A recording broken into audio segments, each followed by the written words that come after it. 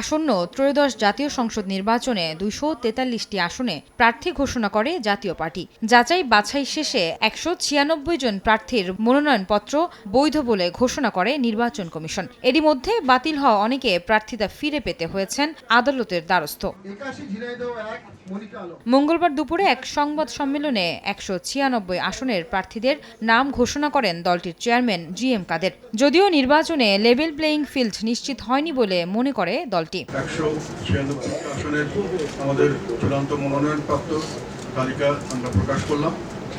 আরও দুজন প্রার্থী পেন্ডিং অবস্থায় আছেন, ওনাদের আজকে কালকের মধ্যে এটা একটা সিদ্ধান্ত হতে পারে। আমরা প্রতিযোগিতা করতে গিয়ে আপনারা হয়তো খেয়াল করেছেন যে আমরা বিভিন্নভাবে অনেক ধরনের বাধা বিপত্তির সম্মুখীন হচ্ছি।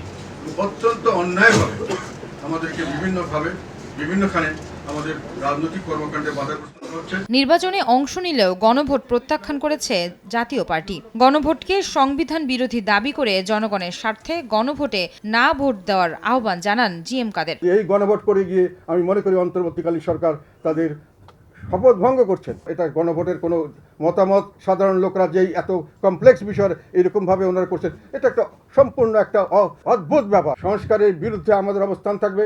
আমরা না ভোট দিব এবং আমরা জনগণকে না ভোট দেওয়ার জন্য উদ্বুদ্ধ করব, দেশের স্বার্থে, জনগণের স্বার্থে। কোনো অপরাধে জড়িত না থাকলেও মিথ্যা মামলা দিয়ে জাতীয় পার্টির নেতাকর্মীদের হয়রানি করার অভিযোগ করেছেন GM কাদের। যে প্রক্রিয়া করা হয়েছে এটা অবাস্তব একটা প্রক্রিয়া। আয়েশা সিদ্দিক সামিয়া, সময় সংবাদ, ঢাকা।